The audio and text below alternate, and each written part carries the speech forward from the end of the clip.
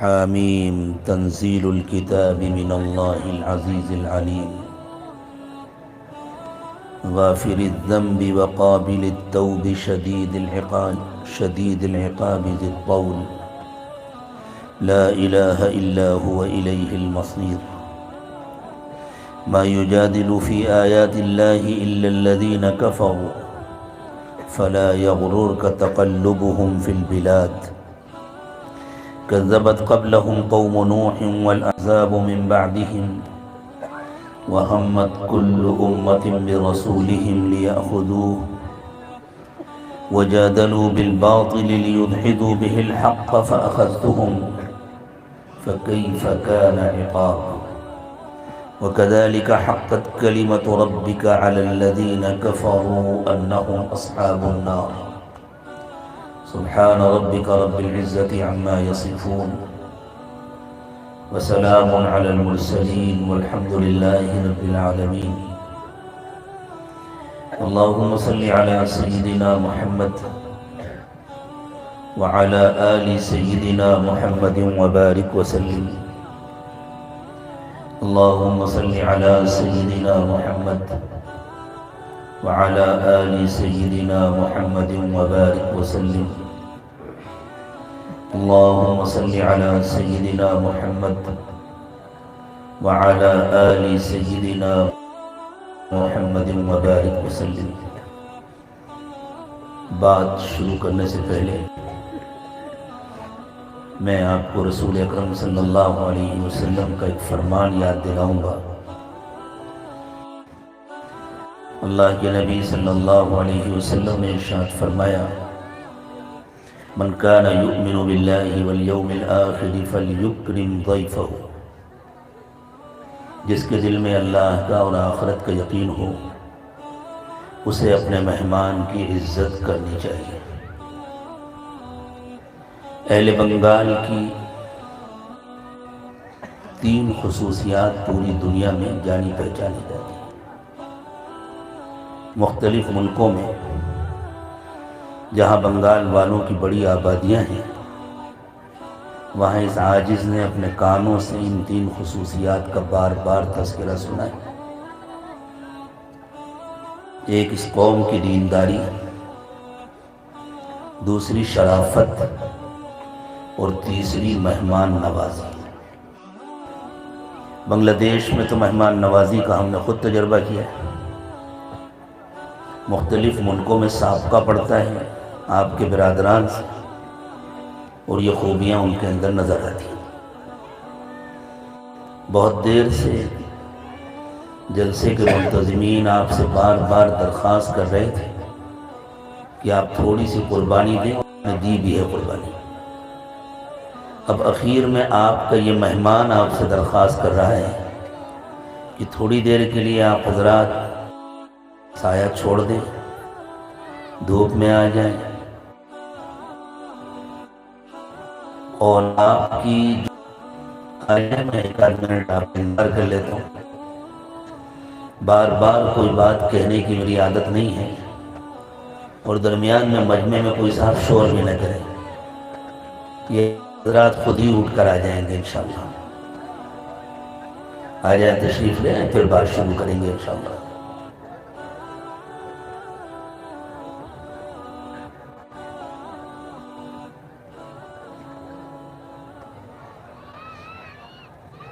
بس جو لوگ پورے طور پر اردو کا مفہوم نہ سمجھتے ہوں کوئی صاحب ان کو آہستہ سے بنگلہ میں بتلا دیں، لیکن شور بالکل نہ کریں۔ جزاکم اللہ خیرا۔ جہاں جگہ مل جائے وہیں بیٹھ جائیں۔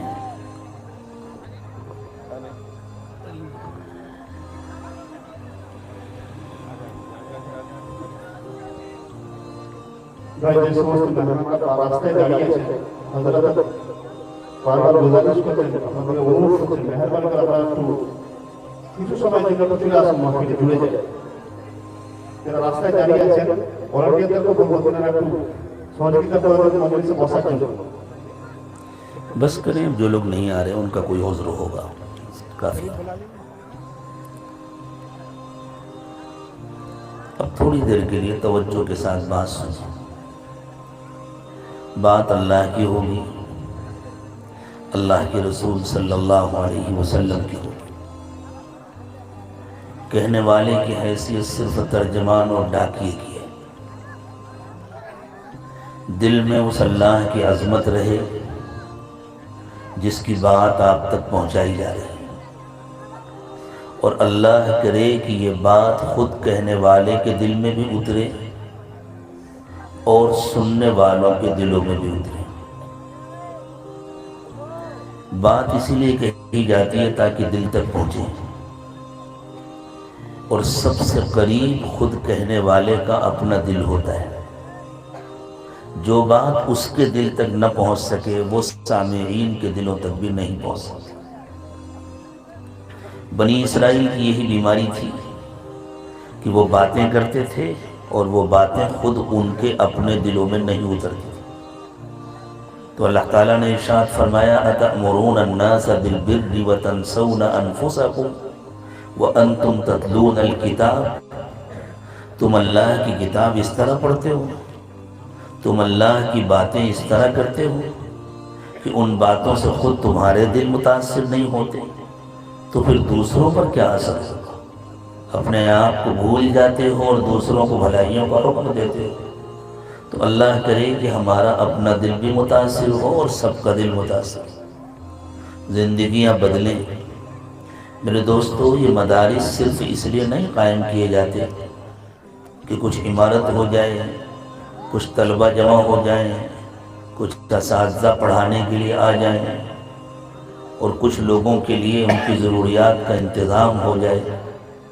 یہ مدارس اس لیے قائم کیے جاتے ہیں تاکہ دلوں میں اللہ کی کتاب کی روشنی آ جائے، اور وہ روشنی دلوں سے نکل کر پورے جسم پر چھا جائے، اور جسموں سے نکل کر پورے ماحول کی ظلمت اور تاریکی کو دور کر دے۔ اللہ کرے کہ اس گاؤں کی بھی تاریکی دور ہو، پورے علاقے کی تاریکی دور۔ جس طرح اللہ تعالیٰ نے دن اور رات کا نظام بنایا ہے، اسی طرح اللہ تعالیٰ نے دلوں کا بھی حال الگ الگ بنایا ہے۔ بعض دلوں میں رات کی طرح تاریکی ہوتی ہے، بعض دلوں میں دن سے زیادہ اجالا ہوتا ہے۔ گمراہوں کے دل رات سے زیادہ تاریک ہوتے ہیں، اور ہدایت یافتہ افراد کے دل دن سے زیادہ روشن ہوتے ہیں۔ اللہ کے رسول صلی اللہ علیہ وسلم کی جو مبارک دعائیں ہیں وہ اس امت کے لیے تربیت کا بے مثال سامان ہے۔ رسول اکرم صلی اللہ علیہ وسلم نے جس طرح بہت ساری دعائیں مانگی، سیدنا امام ترمذی رحمۃ اللہ علیہ نے حضرت عبداللہ ابن عباس رضی اللہ تعالی عنہما کے حوالے سے اللہ کے نبی صلی اللہ علیہ وسلم کی تہجد کی ایک بہت طویل دعا نقل فرمائی ہے، جس میں اخیر میں یہ جملے ہیں کہ اللہ کے رسول صلی اللہ علیہ وسلم اللہ تعالیٰ سے روشنی مانگتے تھے اور یہ درخواست کرتے تھے کہ اللہ میری قبر کو روشن، اے اللہ میری قبر کو روشن کر دیجئے اور میرے دل کو روشن کر دیجئے۔ پھر نبی اکرم صلی اللہ علیہ وسلم نے دعا کے آئے اگلے جملوں سے یہ تفصیل بتلائی کہ دل کی روشنی کس طرح پھیلتی ہے، کس طرح بڑھتی ہے۔ روشنی ہمیشہ دائرے کی شکل میں پھیلتی ہے۔ روشنی کا پھیلاؤ اس طرح ہوتا ہے کہ مرکز سے دائیں جانب جتنی دور جاتی ہے، بائیں جانب بھی اتنی دور جاتی ہے، آگے جتنی دور تک جاتی ہے پیچھے بھی اتنی دور تک جاتی ہے۔ روشنی ہمیشہ دائرہ بناتی ہے اور اس کا پھیلاؤ دائرے کے پھیلاؤ کی شکل میں ہوتا ہے۔ تو قلب سے جب یہ روشنی پھیلتی ہے تو پورے جسم میں پہنچتی ہے، ہاتھوں میں پہنچتی ہے، پیروں میں پہنچتی ہے، سر میں پہنچتی ہے، پیر میں پہنچتی ہے، رگ رگ ریشہ ریشہ روشن ہو جاتا ہے، بال بھی روشن ہو جاتے ہیں، کھال بھی روشن ہو جاتی ہیں، ہڈیاں بھی روشن ہو جاتی ہیں۔ ان سب کا نام لے لے کر اللہ کے نبی صلی اللہ علیہ وسلم نے دعا مانگی اللهم اجعل في لحمي نورا وفي عظمي نورا وفي شعري نورا وفي جلدي نورا وفي عيني نورا وفي بصري نورا وفي سمعي نورا. الگ الگ جملے، الگ الگ الفاظ مختلف روایتوں میں آئے. پھر اللہ کے نبی صلی اللہ علیہ وسلم نے یہ اشارہ کیا کہ یہ روشنی جسم سے باہر نکلتی ہے. اللہم اجعل عن یمینی نورا وعن شمالی نورا ومن امامی نورا ومن خلفی نورا ومن فوقی نورا ومن تحتی نورا. چاروں طرف سے ایک دائرہ بنتا ہے. ایسے روشن دل اگر بہت سارے ہوں تو پورے علاقے کی ظلمت ختم ہوتی ہے. اگر کہیں گوشت سڑ رہا ہو تو اس میں کیڑے پڑ جاتے ہیں نا. تو علاج یہ نہیں ہے کہ ایک ایک کیڑے کو انجیکشن کے ذریعے مارا جائے. علاج یہ ہے کہ گوشت کو ایسا ماحول مہیا کر دیا جائے جس میں وہ سڑنے نہ پائے. اس کو اٹھا کر فریج میں رکھ دیجئے، اس کو اٹھا کر فریزر میں رکھ دیجئے. سڑے گا تو کیڑے پڑے گے. ہم فتنوں کے نتائج کا علاج کرنا چاہتے ہیں اور کامیاب نہیں ہو پاتے. اور اللہ کے نبی صلی اللہ علیہ وسلم نے ہمیں فتنوں کے اسباب کا علاج سکھایا. فتنوں کا سبب ہوتا ہے اللہ سے دوری. فتنوں کا سبب ہوتا ہے دلوں کی تاریکی. جب دل تاریک ہوتے ہیں تو زندگی میں گناہ ہوتے ہیں، نافرمانیاں ہوتی ہیں، اور پھر جو نتائج ہمیں نظر آتے ہیں وہ سڑے ہوئے ماحول میں پیدا ہونے والے کیڑے ہوتے ہیں. ضرورت اس کی ہوتی ہے کہ ماحول کو بدلا جائے. یہ مدارس، یہ مکاتب، یہ خانقاہیں، یہ دعوت و تبلیغ کی محنت، یہ سب کچھ اسی لیے ہے تاکہ ماحول بدلے. جب ماحول بدلتا ہے ظلمتیں چاک ہوتی ہیں، روشنی کا دائرہ وسیع ہوتا ہے، پورا علاقہ روشن ہوتا ہے، پورا ماحول روشن ہوتا ہے. تو فتنے اس طرح غائب ہو جاتے ہیں جیسے سورج نکلنے کے بعد اندھیرا غائب ہو جاتا ہے. فجر سے پہلے تو یہاں اندھیرا تھا نا، رات میں یہاں تاریکی تھی، اور گہری اندھیری راتوں میں تو چلنا مشکل ہو جاتا ہے. لیکن اس روشنی کے لیے الگ سے تو کوئی انتظام نہیں کرنا پڑا. حافظ آفتاب صاحب نے کوئی لائٹیں نہیں لگائی ہیں، ٹیوب لائٹ نہیں لگائے ہیں، سرچ لائٹیں نہیں لگائی ہیں. اللہ نے سورج نکالا، سارا اندھیرا غائب ہو گیا. جس طرح سورج کے نکلنے سے اندھیرا غائب ہو جاتا ہے، اسی طرح دلوں کے روشن ہونے سے فتنے غائب ہو جاتے ہیں. اللہ تعالیٰ رشد و ہدایت کے اس مرکز کی حفاظت فرمائے اور ایسے بہت سارے مراکز قائم فرمائے اور ان کی روشنی کو پورے عالم میں پھیلائے.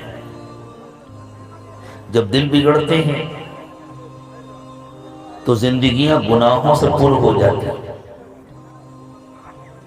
اور گناہوں کا انجام اچھا نہیں ہے. گناہوں کا انجام نہایت خطرناک ہے. گناہوں کا انجام اللہ کا عذاب ہے، اللہ کی سزا ہے. گنہگاروں کا ٹھکانہ جہنم ہے، جنت نہیں ہے. جس طرح اللہ تعالیٰ نے دو قسم کے انسان بنائے ہیں، اچھے انسان اور برے انسان. جانوروں میں یہ تقسیم نہیں ہوتی. اچھے پرندے، برے پرندے، با اخلاق پرندے، بد اخلاق پرندے، با کردار پرندے، بد کردار پرندے. جانوروں میں یہ تقسیم نہیں ہوتی. یہ تقسیم صرف انسانوں میں ہوتی ہے. اخلاقی حص اللہ تعالیٰ نے صرف اور صرف انسانوں میں پیدا فرمائی ہے، اس لیے کہ اللہ نے انسانوں کو حالت امتحان میں پیدا کیا. اللہ تعالیٰ نے انسانوں کو دونوں قسم کی صلاحیتیں عطا فرمائی ہیں. وَنَفْسٍ وَمَا سَوَّاهَا فَأَلْهَمَهَا فُجُورَهَا وَتَقْوَاهَا. نفس انسانی کو اللہ نے ایسا ڈیزائن کیا ہے، نفس انسانی کو اللہ نے ایسا بنایا ہے کہ اس کے اندر دونوں قسم کی صلاحیتیں ہیں.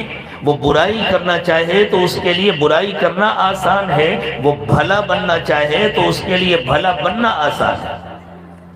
قد افلح من زکاها وقد خاب من دساها، اب یہ انسان پر موقوف ہے، وہ کامیاب ہونا چاہتا ہے تو اپنے نفس کو پاک و صاف بنائے، وہ ناکام ہونا چاہتا ہے تو اپنے نفس کو گندگی میں چھوڑ دے۔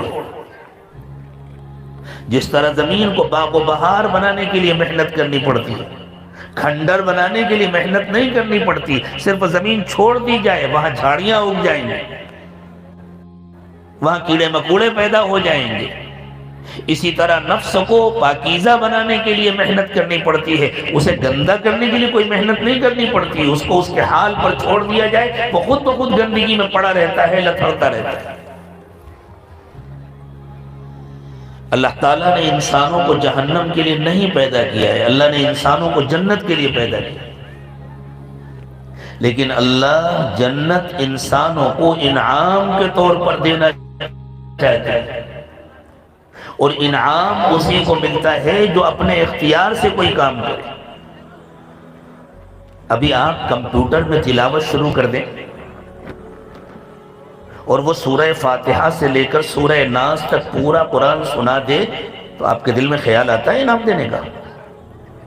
اسے کوئی انعام دیتے؟ اگر آپ کوئی ریکارڈ لگا دیں اور وہ بہت اچھی عربی میں، انگریزی میں، اردو میں، بنگلہ میں یا دنیا کی کسی بھی زبان میں گفتگو سنا دے، تقریر سنا دے، تو آپ اس ریکارڈر کو، اس موبائل کو کوئی انعام دیتے؟ اور ایک بچے نے اردو میں تقریر کی، ایک بچے نے انگریزی میں تقریر کی، ایک بچی نے انگریزی میں تقریر کی، ایک بچے نے عربی میں تقریر کی، آپ کتنے خوش ہوئے؟ بعض حضرات نے انعامات بھی دیے۔ کیوں؟ اس لیے کہ ان بچوں نے محنت کی ہے۔ جو اپنی محنت سے کوئی کام کرتا ہے، جو اپنے اختیار سے کوئی کام کرتا ہے، اسی کو انعام دیا جاتا ہے۔ اور انعام کے لیے سزا ضروری ہے۔ جہاں انعام ہو وہاں سزا کا ہونا بھی ضروری ہے۔ کوئی اسکول اس لیے قائم کیا جاتا ہے تاکہ بچوں کو فیل کیا جائے، پاس کرنے کے لیے اسکول قائم کیا جاتا ہے، لیکن جو بچے محنت نہ کریں، نہ پڑھیں، ان کو فیل کرنا بھی ضروری ہے تاکہ محنت کرنے والوں کے ساتھ انصاف ہو سکے۔ تو اللہ تعالیٰ نے انسانوں کو جہنم کے لیے نہیں بنایا ہے، اللہ نے انسانوں کو جنت کے لیے بنایا ہے، لیکن انصاف کا تقاضا یہ تھا کہ اللہ جہنم بھی بنائے۔ اللہ انسانوں کو انعام دینا چاہتے ہیں، لیکن انصاف کا تقاضا یہ ہے کہ جو اللہ کا کہنا نہ مانے، جو اپنے اختیار کا غلط استعمال کرے، جو منمانی زندگی گزارے، جو اپنے رب کی نافرمانی کریں، کھائیں اللہ کا دیا ہوا، پیئیں اللہ کا پیدا کیا ہوا پانی، پہنے اللہ کے بنائے ہوئے کپڑے، رہیں اللہ کے دیے ہوئے مکانات میں، اور زندگی گزارے شیطان کی مرضی کے مطابق، اور اپنے نفس کا کہنا مانے اور من مانی زندگی گزارے، تو پھر انصاف کا تقاضا یہ ہے کہ ان کو سزا بھی دی جائے۔ اس لیے اللہ نے محض انصاف کا تقاضا پورا کرنے کے لیے جہنم بنائی ہے۔ اس لیے اللہ جہنم میں بڑی مشکل سے کسی کو ڈالتے ہیں اور جنت میں بہانے سے پہنچاتے ہیں۔ چھوٹے چھوٹے بہانوں سے اللہ مغفرت فرماتے ہیں، معمولی بہانوں سے اللہ جنت میں پہنچاتے ہیں۔ چھوٹی سی نیکی کا اللہ 10 گنا اجر عطا فرماتے ہیں، اور بڑے سے بڑے گناہ کا اللہ صرف گناہ کے برابر سزا دیتے ہیں، 2 گنا بھی سزا نہیں دیتے۔ من جاء بالحسنۃ فلہ عشر امثالها، جو نیکی کرتا ہے اللہ تعالیٰ اسے 10 گنا بدلہ عطا فرماتے ہیں۔ اور یہ قانون عام نیکیوں کے تعلق سے ہے۔ اب نماز پڑھی، روزہ رکھا، حج کیا، کسی سے اخلاق و محبت کا سلوک کیا، لیکن یہ جو آپ حضرات مسجدوں پر خرچ کرتے ہیں، مدرسوں پر خرچ کرتے ہیں، یتیموں، مسکینوں، بیواؤں پر خرچ کرتے ہیں، بیماروں پر خرچ کرتے ہیں، طلبہ کی تعلیم مکمل کرانے کے لیے خرچ کرتے ہیں، ضرورت مندوں پر خرچ کرتے ہیں، کہیں کوئی آفت آ گئی، کہیں کوئی مصیبت آ گئی، آپ ریلیف میں تعاون کرتے ہیں اور خرچ کرتے ہیں، اللہ نے فرمایا اس کے لیے ہمارا قانون الگ ہے، اس پر ہم 10 گنا نہیں دیتے، اس پر ہم کم از کم 7 700 گنا دیتے ہیں۔ مثل الذین ينفقون اموالهم فی سبیل اللہ کمثل حبۃ انبتت 7 سنابل فی کل سنبلۃ 100 حبۃ واللہ یضاعف لمن یشاء، کہ جو لوگ اللہ کی رضا کے لیے اپنا پیسہ خرچ کرتے ہیں، اپنا مال خرچ کرتے ہیں، ان کی مثال ایسی ہے جیسے کسی شخص نے زمین میں ایک دانہ بو دیا اور اس سے ایک پودا نکلا، اس پودے میں 7 بالیاں ہیں اور ہر بالی میں 100 دانے ہیں، تو اس ایک دانے سے 700 دانے پیدا ہوئے۔ اور اللہ نے فرمایا یہاں سے تو ہم اس کا حساب شروع کرتے ہیں، یہاں سے تو ہم کھاتا کھولتے، واللہ یضاعف لمن یشاء، اور جس کے لیے اللہ چاہتے ہیں اس کو 2 گنا کر دیتے ہیں، 700 کے بجائے 1400 گنا دیتے ہیں، اور چاہتے ہیں تو اور 2 گنا کر دیتے ہیں۔ علماء جانتے ہیں کہ مضاعفہ میں مبالغہ ہے، یہ باب مفاعلت ہے، اور باب مفاعلت کی ایک خصوصیت ہے مبالغہ۔ اللہ جس کے لیے چاہتے ہیں بڑھاتے جاتے ہیں، بڑھاتے جاتے ہیں، مبالغے کی یہی معنی ہے کسی چیز کو بڑھانا، تو اللہ جس کے لیے چاہتے ہیں بڑھاتے جاتے ہیں، اور اللہ کے لیے یوں نہیں، اللہ کے ہاں یوں نہیں بڑھایا جاتا کہ 700 سے 800 900 نہیں، 7 کو 14، 14 کو 28، 28 کو 64، اس طرح جتنی مقدار ہو گئی اس کا ڈبل، پھر جتنی مقدار ہو گئی پھر اس کا ڈبل، پھر جتنی مقدار ہو گئی پھر اس کا ڈبل۔ مجمع میں کوئی کہے گا اتنا دیں گے تو اللہ کا خزانہ ختم ہو جائے گا، اللہ فرماتے ہیں خزانے تمہارے ختم ہوتے ہیں، اللہ کے نہیں ختم ہوتے۔ ما عندکم ینفد وما عند اللہ باق، تمہارے خزانے ختم ہوتے ہیں، اللہ کا خزانہ کبھی نہیں ختم ہوتا، تو اللہ آپ کس بنیاد پر بڑھاتے ہیں؟ واللہ واسع علیم، اللہ کے خزانوں میں کوئی کمی نہیں ہے، اللہ 10 سال تک مسلسل بڑھاتے رہے تب بھی اللہ کے خزانے ختم نہیں ہوں گے۔ اور اللہ دلوں کا حال جانتے ہیں، دل میں اللہ کی جتنی محبت ہوتی ہے، دل میں جتنا اخلاص ہوتا ہے، اتنا بڑھاتے ہیں۔ ایسے بہانے ہوتے ہیں اللہ کی مغفرت کے، حتیٰ کی زندگی بھر کا گنہگار، زندگی بھر کا کافر اور مشرک، ساری زندگی ظلم کرنے والا، ساری زندگی زیادتیاں کرنے والا، ساری زندگی اللہ کی نافرمانی کرنے والا، اخیر عمر میں ایک مرتبہ آنسو بہا کر، ہاتھ اٹھا کر نادم اور شرمندہ ہو، بولنا مشکل ہے، سننا مشکل ہے، مشکل ہے، تو وہ بیچارہ کتنی نیکیاں کرے گا، جوانوں کی طرح کرے گا۔ اللہ کہتے ہیں اگر وہ اپنی توبہ میں سچا ہے تو ہم اس کی پوری زندگی کے گناہوں کو نیکی بنا دیں گے۔ اِلَّا الَّذِينَ تَابُوا وَأَصْلَحُوا إِلَّا مَنْ تَابَ وَآمَنَ وَعَمِلَ عَمَلًا صَالِحًا فَأُولَئِكَ يُبَدِّلُ اللَّهُ سَيِّئَاتِهِمْ حَسَنَاتٍ۔ کوئی بات بھی اندازے سے نہیں کہی جاتی، ہر بات اللہ کی کتاب میں موجود ہے۔ ما فرطنا فی الکتاب من شیء، ہدایت کے تعلق سے کوئی بات ایسی نہیں ہے جس کو اللہ نے چھوڑ دیا ہو۔ الا من تاب وآمن وعمل عملا صالحا، جس نے توبہ کی، دل کا حال بدل گیا، اس کے دل میں کامل ایمان آ گیا، اور بچی ہوئی زندگی کو اس نے بالکل ٹھیک کر لیا۔ اب بچی ہوئی زندگی میں وہ اللہ کی نافرمانی نہیں کرتا، کوئی گناہ نہیں کرتا۔ فَأُولَئِكَ يُبَدِّلُ اللَّهُ سَيِّئَاتِهِمْ حَسَنَاتٍ، تو اللہ تعالیٰ اس کی پچھلی زندگی کے گناہوں کو نیکیوں سے بدل دیتے ہیں۔ کوئی کہے گا اللہ کیوں بدل دیتے ہیں آپ؟ معاف کر دیا یہ بہت ہے۔ اللہ فرماتے ہیں ہم صرف معاف کرتے ہیں، ہم صرف غفور ہیں، ہم رحیم بھی تو ہیں۔ وَكَانَ اللَّهُ غَفُورًا رَحِيمًا۔ تو عموماً قرآن پاک میں کسی مضمون کے اختتام پر جن صفات کا تذکرہ ہوتا ہے، ان صفات میں اس مضمون کے اندر پیدا ہونے والے سوالات کا جواب ہوتا ہے کہ اللہ کی صفت صرف معاف کرنا نہیں ہے، اس سے آگے بڑھ کر اللہ کی صفت ہے رحم کرنا، مہربانی کرنا۔ تو اس نے توبہ کی، ہم نے قبول کر تو ہم معاف کرنے والے، لیکن ہم مہربان بھی ہیں، اس لیے ہم اس کے سارے گناہوں کو معاف کر دیں گے اور گناہوں کو نیکی بدل بنا دیں گے۔ اس لیے میرے دوستو، آج یہ پورا مجمع نیت کر لیں انشاءاللہ اب ہم اللہ سے سچی ایمان کے نور سے روشن کریں گے، اپنے گھروں تک بھی قرآن کا نور لائیں گے۔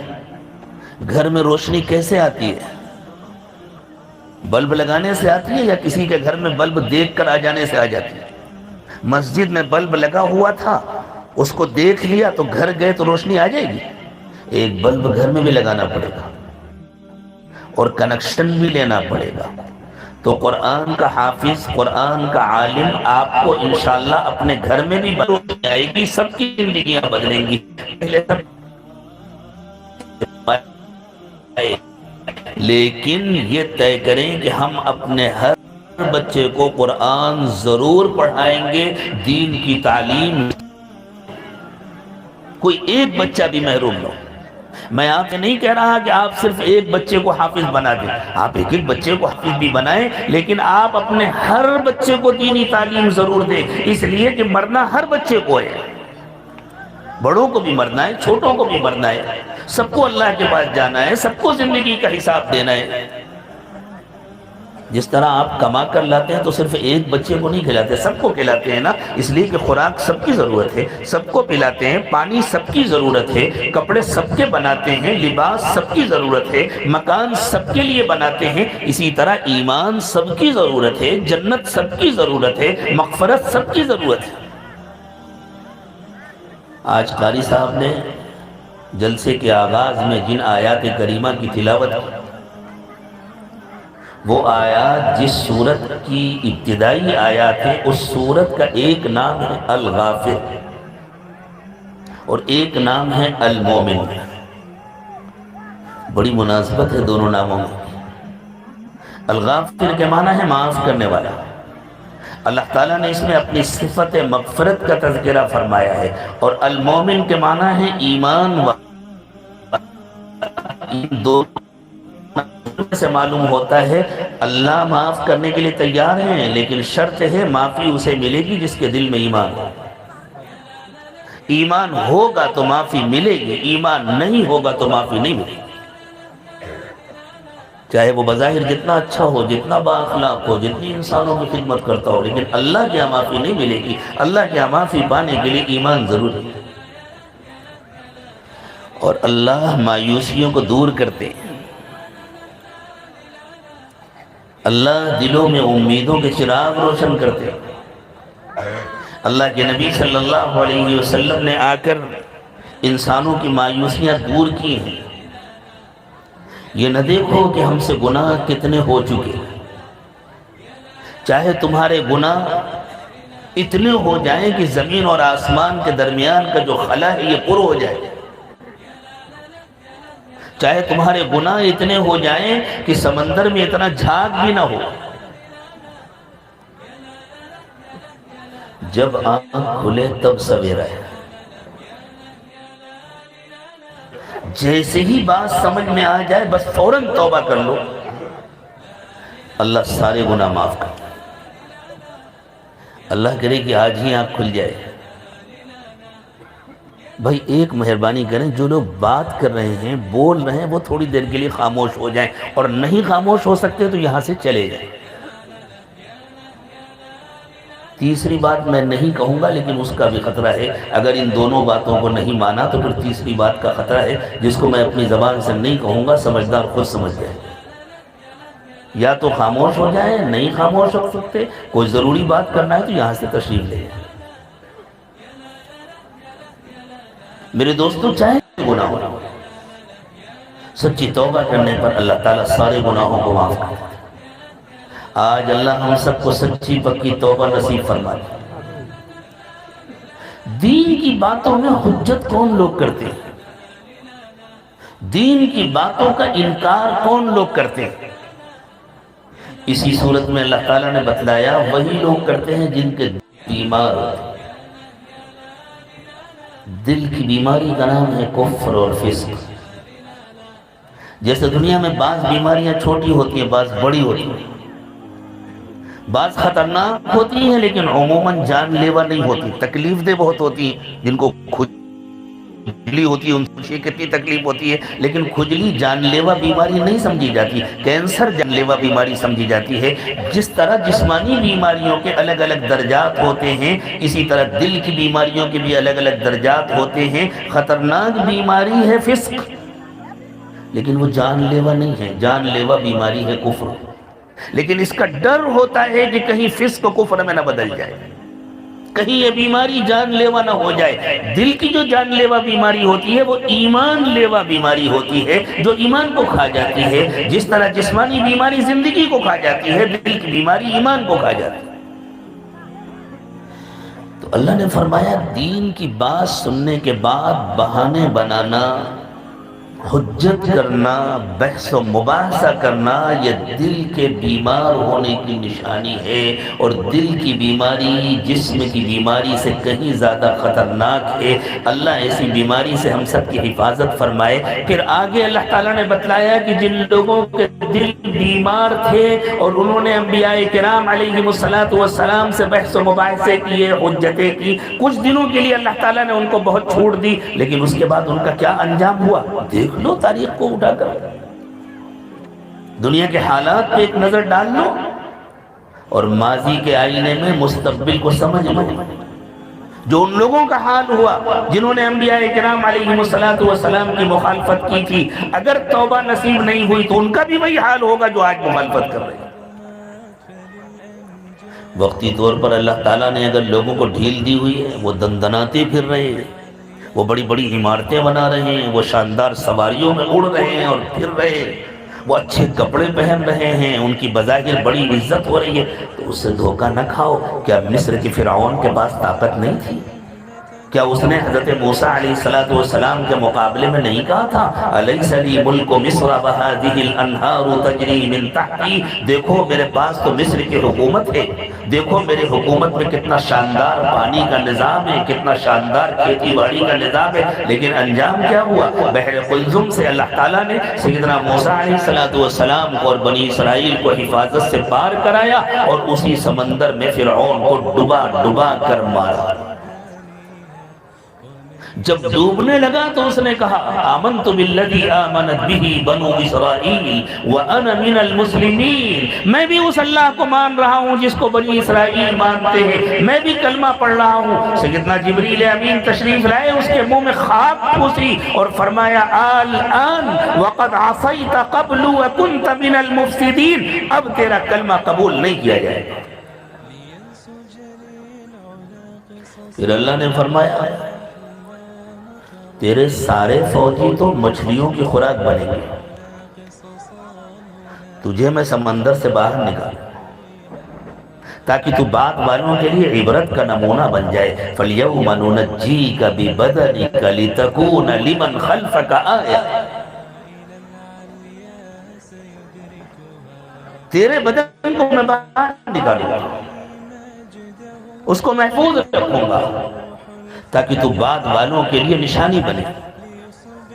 صدیاں گزر گئی تھی، کسی کو پتہ نہیں تھا فرعون کا، پھر اس کی لاش دریافت ہو گئی، قاہرہ کے عجائب گھر میں رکھی ہوئی ہے، دیکھنے والے دیکھتے ہیں۔ فرانس کے ایک بڑے سرجن تھے ڈاکٹر موریس بکائیلے،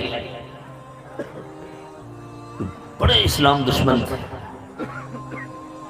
ان کے پاس بڑے بڑے صدور وزراء اور ملکوں کے شہنشاہ آتے تھے اپنے علاج کے لیے، اور اگر وہ مسلم ممالک سے آئے ہوتے تھے، مسلمان ہوتے تھے، تو وہ ان کو عیسائیت کی دعوت دیتے تھے، اور اگر عیسائی نہ بنا سکے تو کم از کم ان کے دل میں اسلام کی طرف سے شکوک و شبہات تو پیدا کر دیتے تھے۔ اسلام قبول کرنے کے بعد وہی ڈاکٹر موریس بکائیلے، اللہ نے ان کو ہدایت دی، انہوں نے کتاب لکھی بائبل، قرآن اور سائنس، فرانسیسی زبان میں لکھی، پھر اس کا انگریزی میں ترجمہ ہوا، پھر عربی میں بھی ترجمہ ہوا، پھر اردو میں بھی ترجمہ ہوا۔ ہمارے پڑوس کے ملک کے کوئی صاحب ہیں جنہوں نے اردو میں ترجمہ کیا۔ کئی واقعات پیش آئے جو ان کے اسلام کا سبب بنے،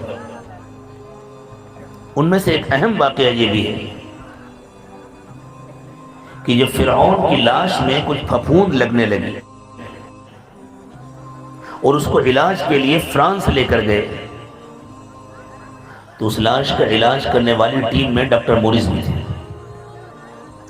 یہ کہتے ہیں جب ہم نے اس کا پوسٹ مارٹم کیا تو ہمیں اس کے پھیپھڑوں کے اندر سے سمندر کا نمک ملا۔ لاش تو خشکی کوئی بعد میں قبر میں دفن کر دیا ہوگا لوگوں نے، یہ ڈوبا کیسے، سمندر میں کیسے پہنچا؟ اور بائبل میں فرعون کے ڈوبنے کا کہیں تذکرہ نہیں ہے، فرعون ڈوب کر مرا ہے اس کا تذکرہ صرف قرآن پاک۔ وہ کہتے ہیں میں سوچ میں پڑ گیا، اگر بائبل میں اس کا تذکرہ ہوتا تو میں یہ سوچ سکتا تھا کہ شاید محمد صلی اللہ علیہ وسلم نے کسی عیسائی یا یہودی عالم سے سن لیا ہوگا فرعون ڈوب کر مرا، انہوں نے قرآن میں کہہ دیا۔ وہ لوگ تو یہی سمجھتے ہیں کہ قرآن نعوذ باللہ محمد صلی اللہ علیہ وسلم کی کتاب ہے، تو حضرت محمد صلی اللہ علیہ وسلم جنہوں نے مصر کبھی دیکھا نہیں، جن کا زمانہ فرعون کے زمانے سے بہت بعد کا ہے، اور جو عرب سے کبھی باہر نہیں نکلے، جنہوں نے سمندر کا کبھی کوئی سفر نہیں کیا، جن کا اہل کتاب کے کسی بڑے عالم سے جن کی کوئی ملاقات، کوئی تفصیلی ملاقات ثابت نہیں ہے، ان کو یہ کیسے پتا چلا کہ فرعون سمندر میں ڈوب کر مرا تھا؟ اور وہ شخص خود جائزہ لے رہا ہے کہ اس کے جسم کے اندر سمندر کا نمک ہے۔ وہ کہتا ہے میرا دل مجبور ہو گیا یہ ماننے پر کہ قرآن اللہ کی کتاب ہے، محمد کی کتاب نہیں ہے صلی اللہ علیہ وسلم۔ اور بھی ایک واقعہ پیش آیا جس کے بعد انہوں نے کلمہ پڑھا باقاعدہ مسلمان۔ تو کیا فرعون کے پاس حکومت نہیں تھی؟ قوم عاد جن کو اللہ تعالیٰ نے پٹک پٹک کر مارا تھا اور ختم کر دیا تھا، کیا ان کے پاس طاقت اور قوت نہیں تھی؟ کیا انہوں نے یہ دعویٰ نہیں کیا تھا من اشد منا قوة، ہم سے زیادہ پاورفل کون ہے، ہم سے زیادہ طاقتور کون ہے؟ اس لیے قرآن کہتا ہے فلا یغررک تقلبهم فی البلاد۔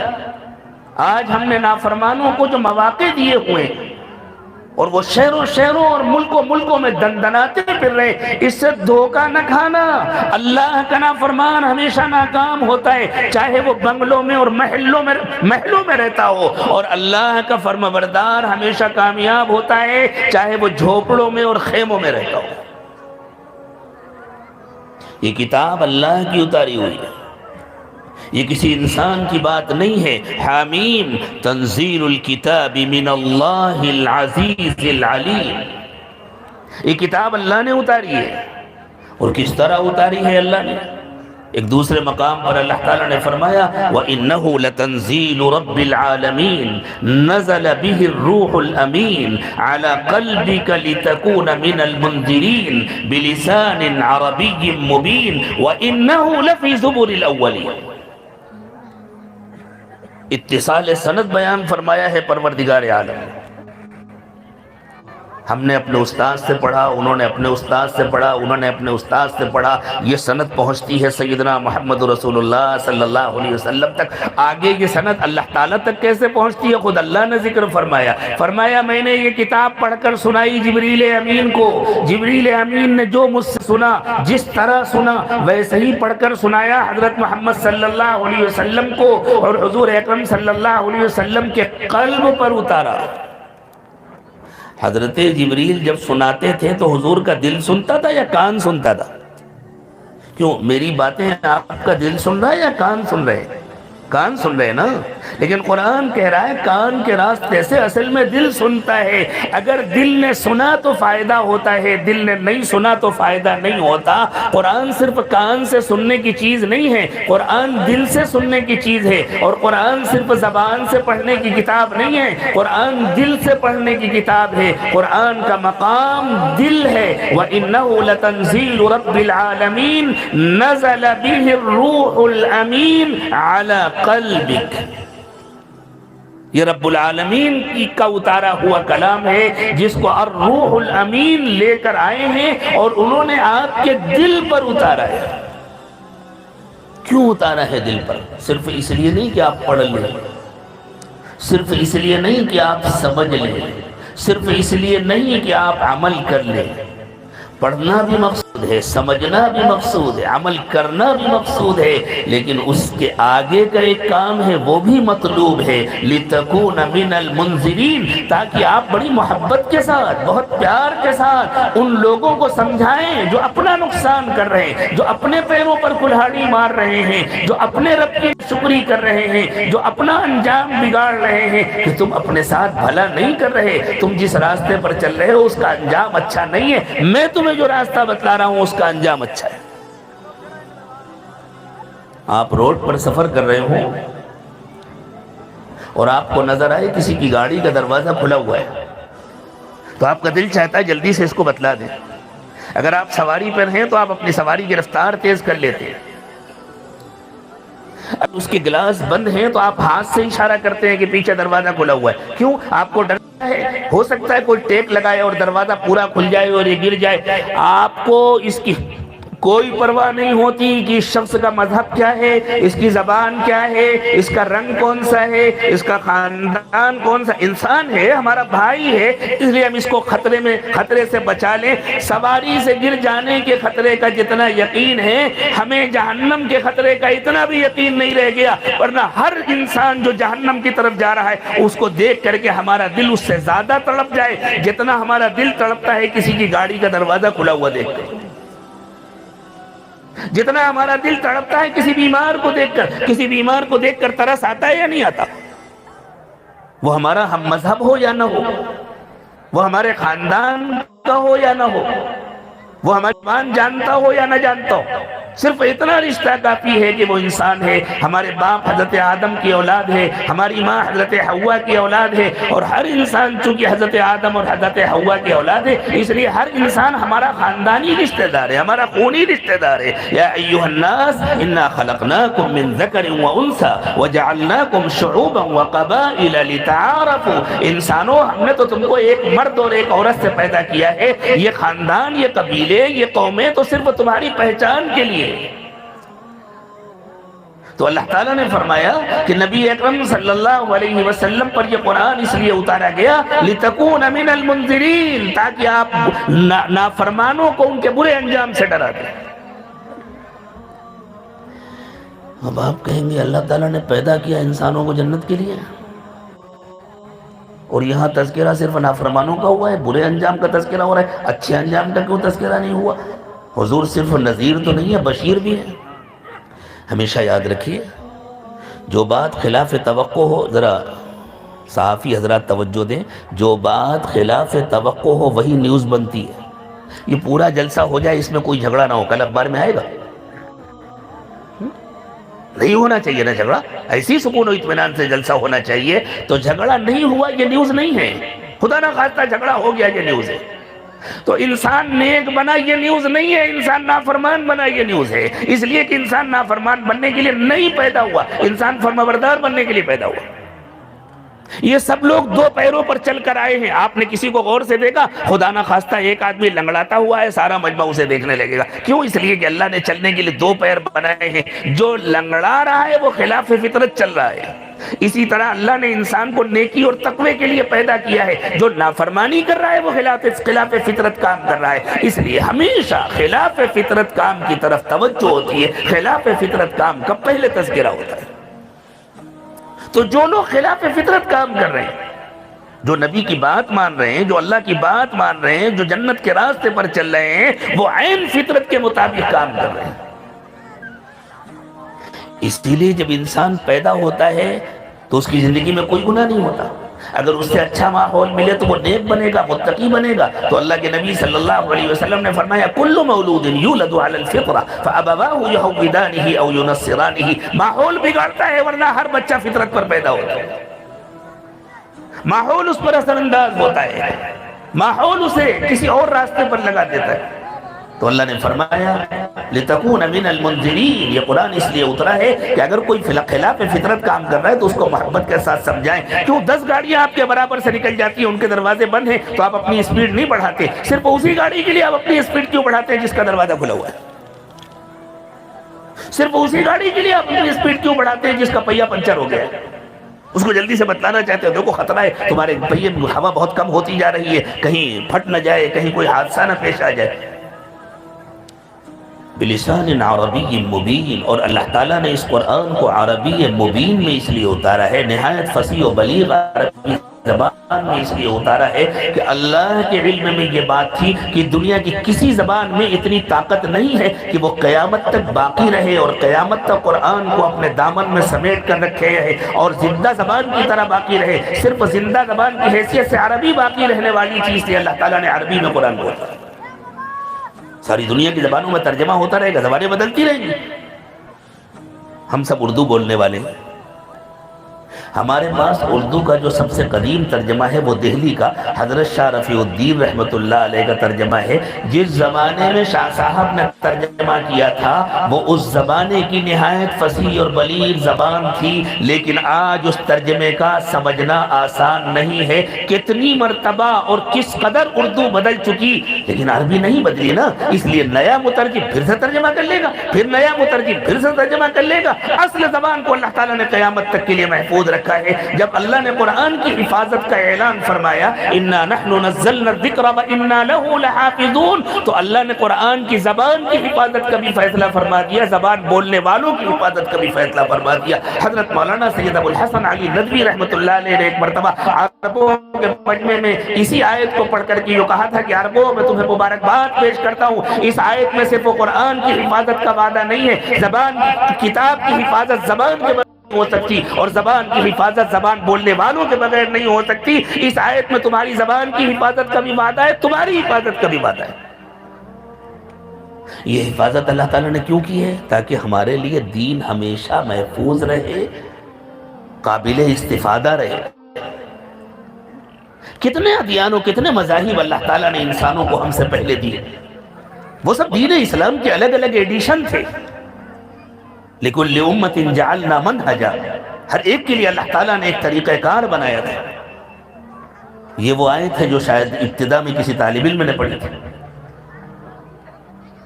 لیکن آج وہ قابل استفادہ نہیں رہ گئے، اس لیے کہ اللہ کا کلام جس زبان میں آیا تھا وہ زبان بھی باقی نہیں رہ گئی، جو کتابیں اللہ کے پاس سے آئی تھی وہ کتابیں بھی باقی نہیں رہ گئی، جن انبیاء کرام کو اللہ تعالیٰ نے محفوظ فرمایا تھا ان کی زندگیاں محفوظ نہیں رہ گئی، ان کی سیرتیں محفوظ نہیں رہ گئی، اور یہی اللہ کی منشا تھی۔ اللہ یہ چاہتے تھے کہ یہ سب کچھ محفوظ نہ رہے، لیکن اللہ یہ چاہتے تھے کہ اب اسلام کا یہ آخری ایڈیشن، دین کا یہ آخری ایڈیشن جس کو اللہ نے الاسلام کا نام دیا ہے، الیوم اکملت لکم دینکم واتممت علیکم نعمتی ورضیت لکم الاسلام دینا، یہ آخری ایڈیشن قیامت تک باقی رہے۔ تو اللہ تعالیٰ نے اس کا انتظام فرمایا کہ اللہ کی کتاب بھی محفوظ رہے، جس زبان میں یہ کتاب اتری ہے وہ زبان بھی محفوظ رہے، اس زبان کو بولنے والے بھی محفوظ رہے، اس زبان کا پورا ماحول بھی محفوظ رہے، وہ زبان انہی محاورات کے ساتھ بولی جائے، اور حضرت محمد صلی اللہ علیہ وسلم کی سیرت طیبہ، آپ کی مبارک زندگی بھی محفوظ رہے،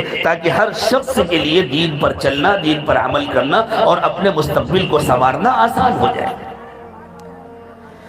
تو اللہ تعالیٰ نے فرمایا کہ یہ اللہ کی اتاری ہوئی کتاب ہے جو بہت غالب ہے، بہت پاورفل ہے، بہت طاقتور ہے، بڑا صاحب اقتدار ہے، اس سے بچ کر کوئی نہیں جا سکتا۔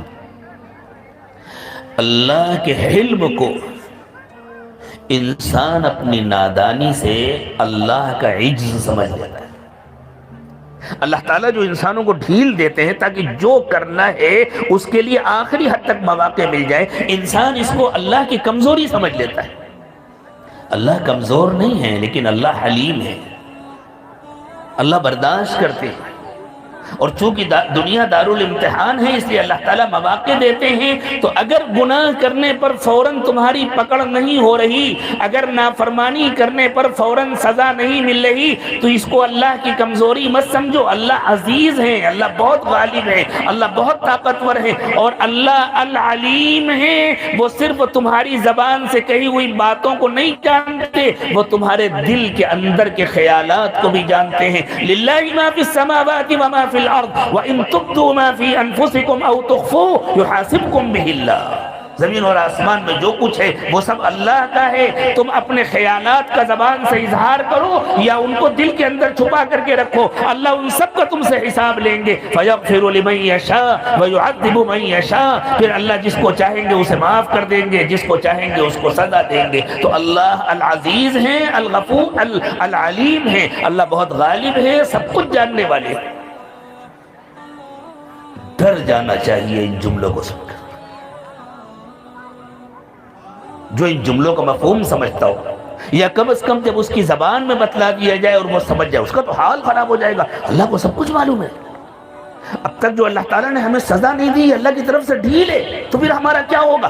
اللہ کہتے ہیں اچھا ڈر کے چلو توبہ کر لو, ہم معاف کر دیتے. غافر الذنب, اللہ گناہوں کو معاف کرتے ہیں. وقابل التوب, توبہ کو قبول کرتے ہیں, لیکن ڈھٹائی کرنے والوں کو چھوڑتے نہیں ہیں. جو اپنے گناہوں پر اصرار کرتے ہیں پھر اللہ کی پکڑ سے وہ بچ نہیں سکتے. شدید العقاب, اللہ کی سزا بھی بہت سخت ہے. ذی الطول, اللہ بہت طاقتور ہے, کوئی بچ کر نہیں جا سکتا. بڑا سے بڑا پہلوان, بڑا سے بڑا صاحب اقتدار اور بڑا سے بڑا مالدار اور دولت مند, بڑا سے بڑا سیاسی لیڈر, کوئی بھی اللہ کو کمزور نہیں کر سکتا, اللہ کو عاجز نہیں کر سکتا, اللہ کی پکڑ سے نہیں بچ سکتا.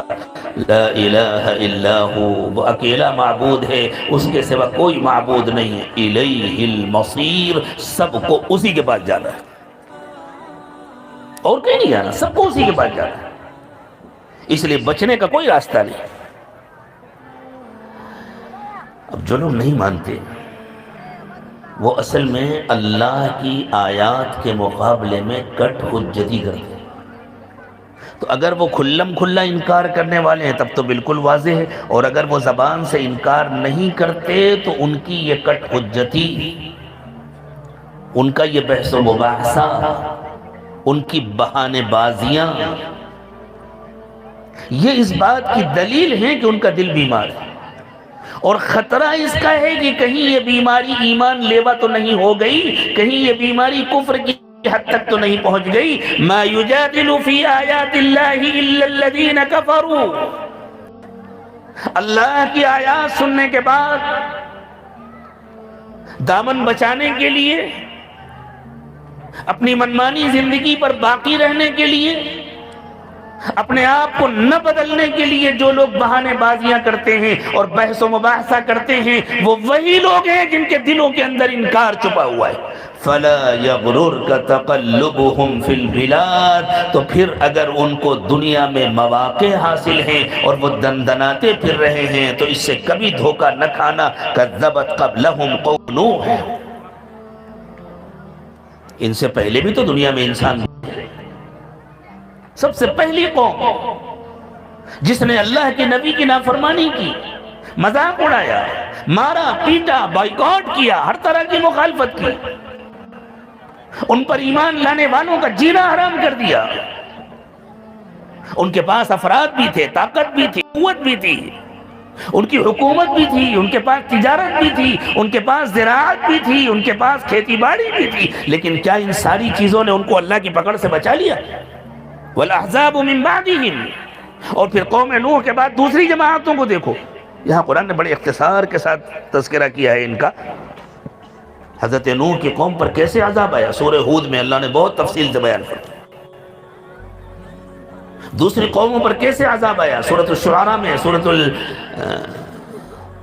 سورہ اعراف میں, اور دوسرے مقامات پر اللہ تعالیٰ نے پورے رکوع میں تفصیل کے ساتھ بتلایا. وَهَمَّتْ كُلُّ أُمَّةٍ بِرَسُولِهِمْ لِيَأْخُذُوهُ, ہر زمانے میں لوگوں نے یہ چاہا کہ کسی طرح پیغمبروں کی زبان بند کر دیں, ان کی آواز دبا دیں, ان کا بائیکاٹ کر دیں, ان کی بات نہ مانیں. وَجَادَلُوا بِالْحَقِّ وَجَادَلُوا بِالْبَاطِلِ لِيُدْحِضُوا بِهِ الْحَقِّ, اور ان سے غلط طریقوں سے بحث و مباحثہ کیا تاکہ وہ اپنے ان کرتوتوں سے, اپنی ان کارستانیوں سے حق کو مٹا دیں, حق کو دبا دیں. فَأَخَذْتُهُمْ, اخیر میں نتیجہ کیا نکلا؟ میں نے بہت دنوں تک ڈھیل دی, بہت دنوں تک مواقع دیے, پھر پکڑ لیے. اللہ اپنی پکڑ سے ہم سب کی حفاظت فرمائے. ہم اس وقت ساری دنیا کی اصلاح نہیں کر سکتے, لیکن اپنی تو کر سکتے ہیں نا، اتنا بڑا مجمع اپنی اصلاح تو کر سکتا ہے۔ اللہ کرے ہر ایک کی زندگیاں بدل جائیں۔ آج یہاں سے اٹھنے کے بعد دوبارہ کوئی گناہ نہ ہو، نیت کیجئے، کہیے اب انشاءاللہ گناہ نہیں کریں گے۔ میں جلسوں کا مقرر نہیں ہوں، میں ان حضرات سے معذرت کے ساتھ یہ بات عرض کر رہا ہوں۔ یہ تو آپ حضرات کی محبت ہے کہ شاید یہ 2022 کا پہلا جلسہ ہوگا جس میں حاضر ہوں۔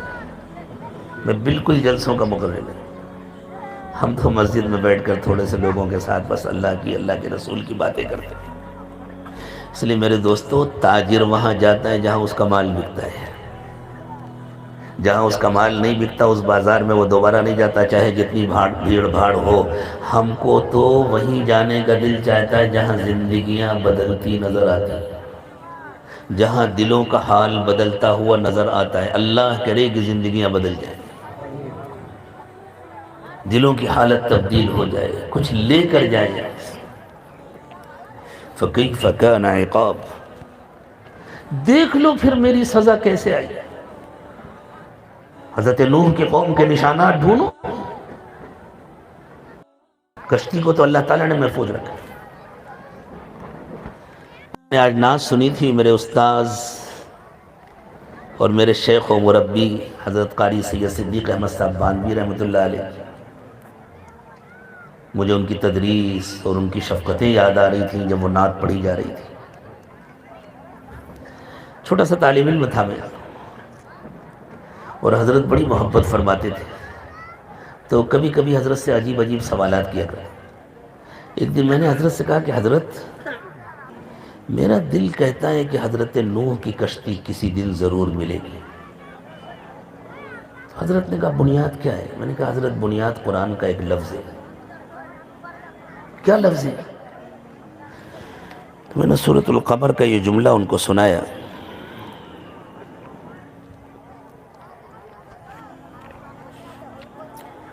اللہ تعالیٰ نے جہاں حضرت نوح علیہ السلام کی کشتی کا تذکرہ کیا ہے،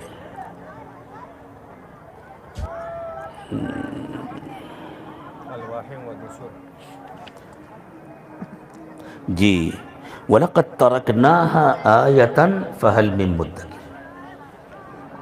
یہ جملہ قابل غور ہے۔ وَلَقَدْ تَرَكْنَاهَا آيَةً، ہم نے اس کو ایک نشانی بنا کر چھوڑ دیا ہے۔ کوئی ہے نصیحت حاصل کرنے والا؟ تو حضرت نے فرمایا اس سے کیسے معلوم ہوا کہ وہ محفوظ ہے؟ میں نے کہا حضرت یہی لفظ اللہ نے فرعون کے بارے میں کہا تھا، فَالْيَوْمَ نُنَجِّيكَ بِبَدَنِكَ لِتَكُونَ لِمَنْ خَلْفَكَ آیَةً، کہ ہم تیرے بدن کو بچا لیں گے تاکہ تو الآیہ بن جائے، تو نشانی بن جائے۔ اور صدیاں گزر گئی تھی، کسی کو معلوم نہیں تھا کہ فرعون کی باڈی کا ہے، پھر مل گئی۔ جو لفظ اللہ نے فرعون کے جسم کے لیے استعمال کیا تھا اسے آیا کہا تھا، اللہ نے وہی لفظ حضرت نوح کی کشتی کے لیے استعمال کیا ہے۔ اس لیے دل کہتا ہے وہ کشتی ایک دن ملے گی ضرور انشاءاللہ۔ جی مولانا فرما رہے ہیں تحقیق ہو گئی، مل گئی۔ ہاں ابھی تو خیر اندازے ہیں، بالکل 100% اس کو تحقیق نہیں کہہ سکتے، لیکن بہت قریب پہنچ رہی ہے دنیا۔ اس وقت تو ایسی کوئی خبر نہیں آئی تھی۔